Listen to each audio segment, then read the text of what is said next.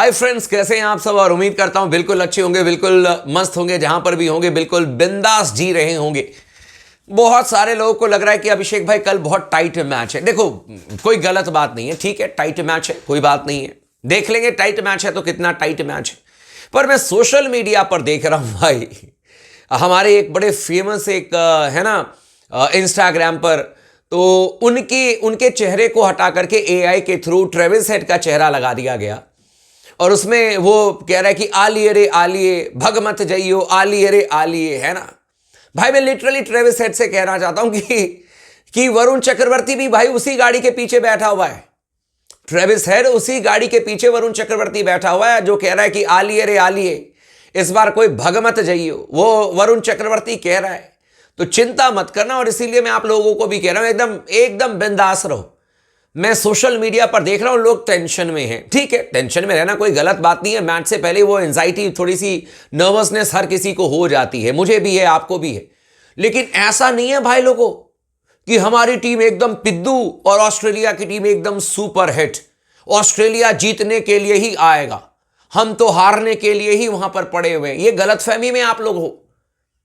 और जिसको भी लग रहा है ना कि भारतीय टीम कल मैच हार जाएगी, ओपन चैलेंज है, कल भारतीय टीम मैच जीतेगी ऑस्ट्रेलिया के खिलाफ में।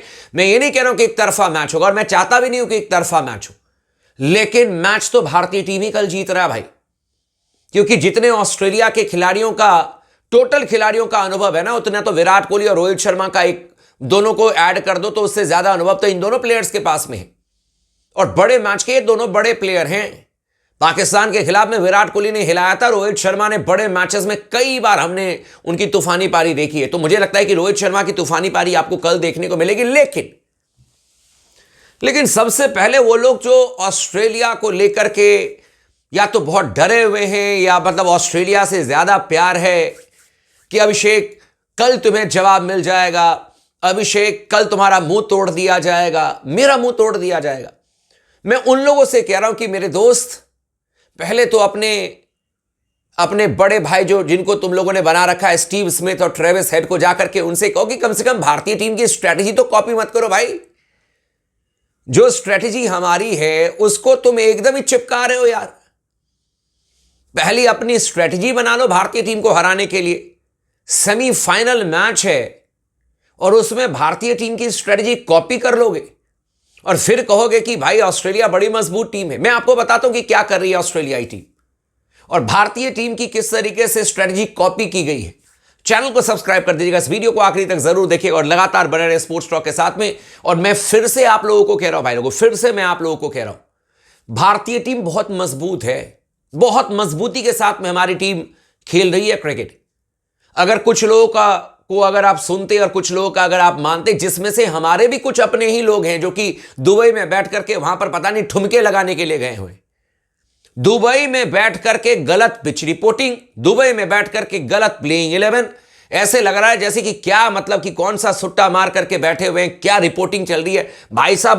मतलब एकदम ही उन्होंने रिपोर्टिंग के नाम पर कहते ना कि वो कर रखा है, मजाक बना रखा है। वहां पर है स्पिन ट्रैक तो कह दिया फास्ट ट्रैक, 5 स्पिनर का क्या काम है, देखो इतनी तूफानी गेंदबाजी होगी। ओ भाई, आज तक कभी पिच देखा है तुमने? दुबई में बैठ करके फास्ट बॉलिंग ट्रैक बना रहे हो, दुबई में बैठ करके भारतीय टीम के प्लेइंग 11 में एक ही साथ सबको खिलाए जा रहे हो। एक दो तो ऐसे भी रिपोर्टर हैं जो कहते हैं प्लेइंग 11 और नाम ले लेते हैं 13 खिलाड़ियों का, बताओ। मैंने ऐसे भी रिपोर्टिंग देखी हुई है, दुबई में बैठ करके लोग कर रहे हैं। खैर, मेरे को क्या लेना देना, मैं आपको यह बता रहा हूं कि किस तरीके से भारतीय टीम की स्ट्रेटजी ऑस्ट्रेलिया कॉपी कर रहा है भाई। कल आप लोगों ने देखा कि भारतीय टीम ने 4 स्पिनर को खिलाया, यानी कि 40 ओवर का कोटा रोहित शर्मा ने स्मार्टली अपने स्पिनर के लिए रखा था, 40 ओवर का कोटा। And then 10 over Mohammed Shami, 10 over आपके पास में हार्दिक पांड्या है, यानी कि आपने 60 ओवर की गेंदबाजी तैयार की थी कल के मैच के लिए न्यूजीलैंड के खिलाफ में, और उसमें से आपको बेस्ट 50 ओवर निकालना था, है ना। जरूरत पड़ने पर हार्दिक भी 10 ओवर डालते हैं, 10 ओवर शामी का डालना काम है, 10 ओवर वरुण का डालना काम है। इसके अलावा आपके कुलदीप यादव हो गए, जाडेजा हो गए और अक्षर पटेल हो गए। तो कुल मिलाकर के 60 ओवर का हमारा कोटा था, जिसमें से 50 बेस्ट ओवर कप्तान ने निकालने के बारे में सोचा था रोहित शर्मा ने, जिसमें से 4 हमारे पास में स्पिनर थे। अब यही चीज मैं आपको समझा रहा हूं, ऑस्ट्रेलिया भी अब इसी तरीके से कुछ प्लान कर रहा है भारत के खिलाफ में, और आप लोग चौंक जाओगे कि ऑस्ट्रेलियाई टीम अपनी प्लेइंग 11 में एक और लेग स्पिनर को इंक्लूड करने के बारे में सोच रहा है और एक प्लेयर को ड्रॉप कर रहा है।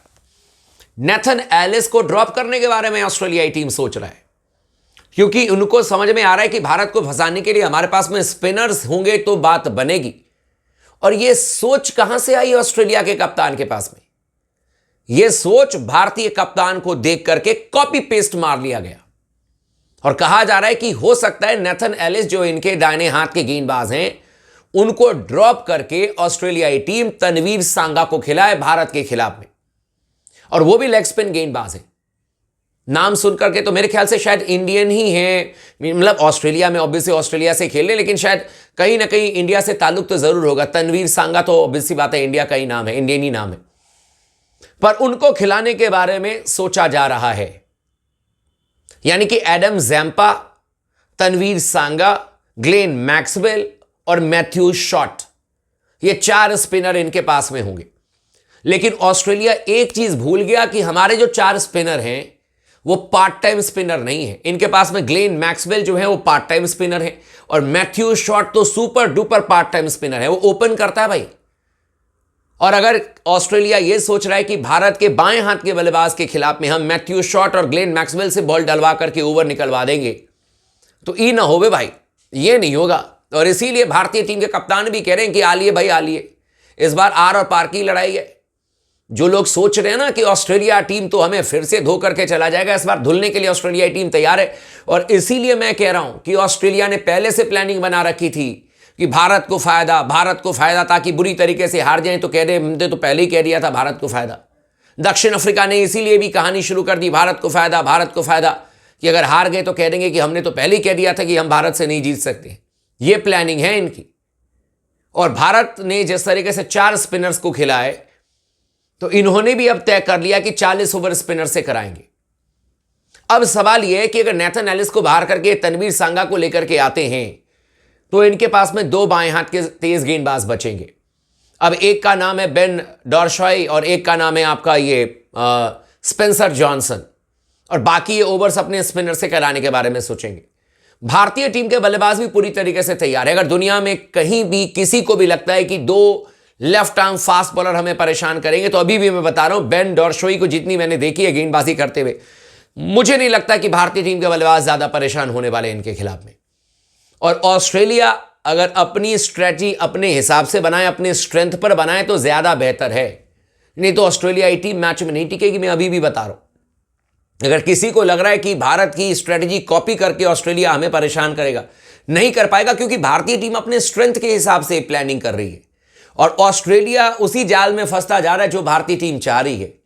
अगर ये एक्स्ट्रा स्पिनर पर स्पिनर खिलाएंगे तो क्वालिटी भी तो होनी चाहिए ना, सिर्फ स्पिनर के नाम पर स्पिनर खिला लेने से बात तो नहीं बनेगी ना। तो मुझे लगता है कि भारतीय टीम के पास में एकदम एज है और कल का मैच हम जीत रहे हैं। बाकी आप लोग जरूर कमेंट कीजिएगा, चैनल को सब्सक्राइब कर लीजिएगा, वीडियो को लाइक कर लीजिएगा और अपने दोस्तों के साथ में जरूर शेयर कीजिएगा।